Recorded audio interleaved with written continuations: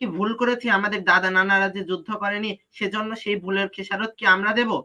আর আমরা এত বছর পড়াশোনা করে আমাদের মেধার কি আমরা মূল্যায়ন পাবো না? আওয়ামী লীগ প্রশাসন পরিচালনাতে অদক্ষ এবং বর্তমানে রাজনীতিবিদরা দেখেন নির্লজ্জ এবং বেহায়া। জাতীয় সংসদের স্পিকারের ছেলের দুর্নীতি এসেছে 200 কোটি টাকার। উনি বাংলাদেশ থেকে পালিয়ে গেছেন। অন্য কোন দেশে যদি এরকম অভিযোগ আসতো তাহলে সাথে সাথে স্পিকার পদত্যাগ করতেন। তিনি বলেছিলেন ভারতের সাথে আমাদের স্বামী স্ত্রীর সম্পর্ক, সেই থেকে সম্পর্কের শুরু। তারপরে ওবায়দুল কাদের সাহেব বলেছিলেন যে দিল্লি আছে আমরা আছি। আর এখন যে পররাষ্ট্রমন্ত্রী তিনি তো জানেনই যে আমাদের সাথে স্বামী স্ত্রীর সম্পর্ক। পররাষ্ট্রমন্ত্রী মহোদয় বলেছে ভারতের সফরে আমাদের কোনো আপত্তি নেই। আমরা স্বাধীন দেশ, আমাদের কোনো কার্যক্রমে ভিন্ন দেশের আপত্তি আছে কি নাই সেটা নিয়ে আমরা কেন মাথা ঘামাবো? ভারত আমাদের বন্ধু রাষ্ট্র। বঙ্গবন্ধু শেখ মুজিবুর রহমান জাতিসংঘে যে বলেছিলেন সকলের সাথে বন্ধুত্ব, কারোর সাথে গোলামি নয়। কিন্তু সেই বন্ধুত্বের নজিরে আমরা ভারত খুশি হলো কি বেখুশি হলো এটা দেখে আমরা কি গোলামি, আমরা এক প্রকার গোলামি করছি না? আর আপনার দ্বিতীয় যে প্রশ্নটা, মাননীয় সংসদের ডেপুটি স্পিকার শামসুল হক টুকু আপনার অত্যন্ত ভালো মানুষ হিসেবে তার পরিবারের খ্যাতি আছে, কিন্তু তার ছেলে দুর্নীতি করেছে, আর তারপর আজিজ বেনজির ধরা পড়লো। এরকম শত শত দুর্নীতিবাজ ধরা পড়তেছে। এই সময় দুর্নীতিবাজ ধরা পড়ার পরেও এদের বিরুদ্ধে এমন কোনো কঠোর ব্যবস্থা কেন নেওয়া সম্ভব হচ্ছে না? আমার তৃতীয় প্রশ্নটা, কোটা আন্দোলন। কোটা বর্তমানে বাংলাদেশের অত্যন্ত আলোচিত একটা বিষয়। আমরা কি ভুল করেছি আমাদের দাদা নানারা যে যুদ্ধ করেনি সেজন্য সেই ভুলের খেসারত কি আমরা দেব? আর আমরা এত বছর পড়াশোনা করে আমাদের মেধার কি আমরা মূল্যায়ন পাবো না? মেধার মূল্যায়ন না করে কে যুদ্ধ করেছে এভাবে অযোগ্য অদক্ষদের দেশের উচ্চ উচ্চ পদে বসিয়ে দিয়ে, এরকম অযোগ্য অদক্ষদের উচ্চ পর্যায়ে বসিয়ে দিয়ে আস্তে আস্তে ব্যবস্থাগুলোকে ধ্বংসের একটা নমুনা প্রণয়ন করা হচ্ছে। কেননা আমরা কেউ যুদ্ধ করেনি সেজন্য মেধাগুলো মূল্যায়িত হচ্ছে না। মেধা মূল্যায়ন করার এর দায় কে নেবে? মেধা মূল্যায়ন করলে সেই ব্যবস্থাগুলো উন্নত হতো, সে মানুষগুলো সে সুফল ভোগ করতো, কিন্তু সেই সুফল ভোগ করতে পারতেছে না, কারণ ওই কে যুদ্ধ করেছে না করেছে সেই সার্টিফিকেট নম্বর করে। এবং বিচারপতি ওবায়দুল হাসান কালকেও বলেছে যে আন্দোলন দেখে আমরা উচ্চ আদালতের রায় পাল্টাবো না। আরে ভাই, আপনাকে মূল জিনিসটা তো বিবেচনা নিতে হবে। আন্দোলন কেন করছে ছাত্ররা? তারা এত কষ্ট করে পড়াশোনা করতেছে, কিন্তু তারপরেও তার যে মেধা আছে, যে প্রতিভা আছে, সেই প্রতিভাটা মূল্য পাচ্ছে না। কেন এই প্রতিভাটা মূল্য পাচ্ছে না? এই ব্যর্থতা কাদের? আপনি তাদের মর্যাদা দিবেন, মর্যাদা আপনি আপনার অবস্থান থেকে দিতে পারেন, কিন্তু মর্যাদা দেওয়ার নামে প্রতিভাকে অবমূল্যায়ন করা, এটা কি ধরনের মর্যাদা দেওয়া? আরেকটা যে বিষয়, টিউলিপ সিদ্দিকী আমাদের লন্ডনের পার্লামেন্টে নির্বাচিত হয়েছে। শেখ পরিবার বর্তমানে বাংলাদেশের অন্যতম শ্রেষ্ঠ একটা রাজনৈতিক পরিবার, কিন্তু সেই পরিবারের কন্যা বাংলাদেশে রাজনীতি না করে সে লন্ডনে রাজনীতি করে খ্যাতি অর্জন করছে। কেন? সে বাংলাদেশের মানুষের ভালোর জন্য কেন কাজ করলো না? এবং বাংলাদেশের মানুষের জন্য কাজ করলে তাহলে দেশের উন্নয়নে অবদান রাখতে পারতো। তাহলে দেশের প্রতি কি তাদের আস্থা নেই যে দেশে আমার দেশে এসে কিছু করা সম্ভব? তার চেয়ে বরং লন্ডনেই করি। এর মাধ্যমে বোঝানো হচ্ছে যে বাংলাদেশের প্রতি তাদের আস্থা নেই। তারপরে কোটা সংস্কার আন্দোলনে আমি আরেকটু বলতে চাই যে কোটা সংস্কার আন্দোলনের এর আগে অনেকবার এটা নিয়ে সংগ্রাম করা হয়েছে, কিন্তু তারপরে বারবার কেন এটাকে আমাদের উপর চাপিয়ে দেওয়া হচ্ছে? এটা আমাদের দেশকে বিচ্ছিন্ন করে দেওয়ার একটা অপচেষ্টা। তারপরে আরেকটা বিষয়, শিক্ষা ব্যবস্থা তো বর্তমানে প্রায় ধ্বংস হয়ে গেছে। নতুন কারিকুলামের প্রথম পরীক্ষা এবার অনুষ্ঠিত হচ্ছে। এই প্রথম পরীক্ষা ছাত্ররা কি শিখছে? ক্লাসে পরীক্ষা হলে ফোন নিয়ে যে পরীক্ষা দিচ্ছে, শিক্ষকরা আরো ফোন নিয়ে যে এগিয়ে দিচ্ছে, বাবা ফোন নিয়ে লেখো, সুন্দর করে লেখো।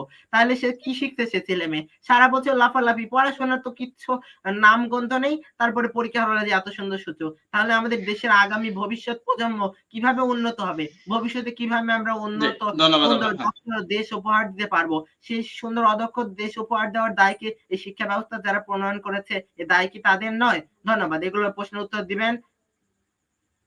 ধন্যবাদ আপনাকে ফাদ। ধন্যবাদ মিলন। ধন্যবাদ মনির ভাইকে আমাকে আপনার অনুষ্ঠানে কথা বলার সুযোগ করে দেওয়ার জন্য। আমার এই প্রিয় রবি ভাই সহ সবাইকে আমার সালাম, আসসালামু আলাইকুম। আমার প্রশ্নটা হচ্ছে রবি ভাইয়ের কাছে, এই গত 2 থেকে 3 মাস অনুষ্ঠানগুলো লক্ষ্য করলে দেখা যায় আজাদ সাহেব প্রায় প্রতিটা অনুষ্ঠানে বলে বিএনপি দুর্নীতিতে 5বার চ্যাম্পিয়ন। আমার জানা মতো বিএনপি প্রথম যখন 2001 সালে ক্ষমতা আসে তখন 42 দিন অথবা 45 দিন পরে টিআইবি রিপোর্টটা প্রকাশিত হয়। তাহলে কি এই আপনার প্রথমবার যে দুর্নীতিটা হয়েছে এটা কি আওয়ামী লীগের উপর দায়টা বর্তায় না বিএনপির উপর বর্তায়? এই জিনিসটা আজাদ ভাই বলবেন। আর এই রবিবার কাছে প্রশ্ন হলো যে কি আপনি এই জিনিসটা আজকে খণ্ডন করবেন, এই দুর্নীতির দায়ভারটা আসলে কার? কেন বিএনপি দুর্নীতিতে 5 লাখ টাকা দিয়েছে। বিশেষ করে আজাদ ভাই গত 2-3 মাসের অনুষ্ঠানগুলো দেখলে আমি প্রত্যেকটা অনুষ্ঠানে এই জিনিসগুলো বলবো। আর আমরা কি এটা ধরে নেবো এখন যে একটা মিথ্যা কথা বারবার বলি, এই আওয়ামী লীগের মতো বা আজাদ ভাইয়ের মতো লোকগুলা এগুলা সত্যটা মানে প্রমাণ করতে চায়। আমার বিশেষ করে রবি ভাই এগুলা এটা ধন্যবাদ কনফার্ম আপনাকে। করবে। ধন্যবাদ আপনাকে। আমি আসবো রবিবার কাছে আপনার প্রশ্ন নিয়ে। MD Roni Khan. Voice of পিপলের সম্মানিত সঞ্চালক সহ অত্যন্ত সুপরিচিত তিনজন মুখ, তাদেরকে আমার সালাম, আসসালামু আলাইকুম। আজকের যে বিষয় বাংলাদেশের যে পররাষ্ট্রনীতি, আসলে কি সেটা বাংলাদেশের পররাষ্ট্রনীতি কি বাংলাদেশের হাতে আছে? বাংলাদেশের পররাষ্ট্রনীতি তো এখন ভারতের হাতে। যদি তাই না হয়ে থাকে, আমি সাধারণ জ্ঞানে সেটা বুঝতে গেলে আপনার এই বেশি গবেষণা করা লাগবে না। আমি সাধারণ মানুষ, সাধারণ হিসেবে বলতে চাই, সম্পর্কের শুরু হয়েছিল আগের যে পররাষ্ট্রমন্ত্রী ছিলেন তিনি বলেছিলেন ভারতের সাথে আমাদের স্বামী স্ত্রীর সম্পর্ক, সেই থেকে সম্পর্কের শুরু। তারপরে ওবায়দুল কাদের সাহেব বলেছিলেন যে দিল্লি আছে আমরা আছি। আর এখন যে পররাষ্ট্রমন্ত্রী তিনি তো জানেনই যে আমাদের সাথে স্বামী স্ত্রীর সম্পর্ক। আমি আপনার কাছে কখন অনুমতি, আপনার কোনো আপত্তি নাই এই কথা আপনি কখন বলবেন?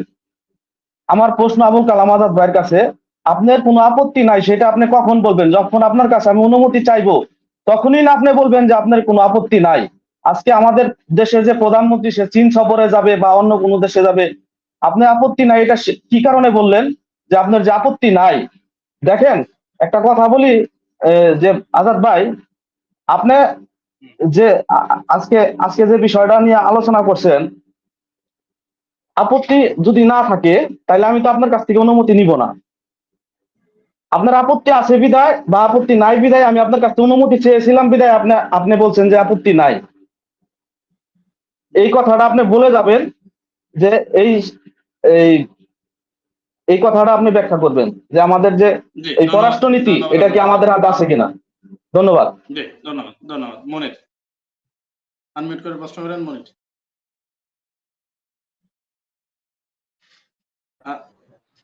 জি। ধন্যবাদ এনাম ভাই এবং সম্মানিত আলোচক বৃন্দ, আসসালামু আলাইকুম। ভারতের অমৃত সেন ডক্টর ডিগ্রি অর্জন করেছেন বাংলাদেশের ৭৪-এর দুর্ভিক্ষ নিয়ে। ওনার থিসিসে উনি গবেষণা করে দেখেছেন ৭৪-এর দুর্ভিক্ষ ছিল আওয়ামী লীগের অব্যবস্থাপনা এবং অদক্ষতার কারণে। ৭.৫ কোটি বাঙালি ৮ কোটি কম্বল এসেছে বাংলাদেশে। বাংলাদেশের রিলিফের টিন বিস্কুট পাওয়া গেছে আওয়ামী লীগ নেতাদের ঘরে ঘরে। এরপরে বাংলাদেশে যে ত্রাণ এসেছিল ওগুলা বাংলাদেশে আসার আগে ভারত থেকে ওনারা বিক্রি করে দিয়েছেন। ঠিক তার ৫০ বছর পরে ২০২৪ সালে এখনো আওয়ামী লীগের বিরুদ্ধে এসব দুর্নীতির অভিযোগ আসছে। তাহলে আওয়ামী লীগ প্রশাসন পরিচালনাতে অদক্ষ এবং বর্তমানে রাজনীতিবিদরা দেখেন নির্লজ্জ এবং বেহায়া। জাতীয় সংসদের স্পিকারের ছেলের দুর্নীতি এসেছে ২০০ কোটি টাকার। উনি বাংলাদেশ থেকে পালিয়ে গেছেন। অন্য কোনো দেশে যদি এরকম অভিযোগ আসতো তাহলে সাথে সাথে স্পিকার পদত্যাগ করতেন।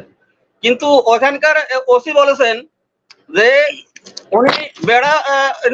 উনি বলেছেন যে বেড়ার উপজেলার সভাপতি উনার বাবা, স্পিকার উনার বাবা, উনি সাবেক স্বরাষ্ট্র প্রতিমন্ত্রী ছিলেন। আমার কি এত সাহস আছে উনাকে গ্রেফতার করার? তাহলে আমাদের দেশের রাজনীতি কোথায় গেছে আর আমাদের দেশের অর্থনীতি কার কাছে নিরাপদ থাকবে? তাহলে আওয়ামী লীগের কাছে কি নিরাপদ? ৭৪-এ যেখানে অনিরাপদ ছিল এখনো অনিরাপদ। ওনারা মুখে মুখে এই স্বাধীনতার কথা বলেন, স্বাধীনতার চেতনার কথা বলেন, কিন্তু ওনাদের কাছে কোনো চেতনাই নাই।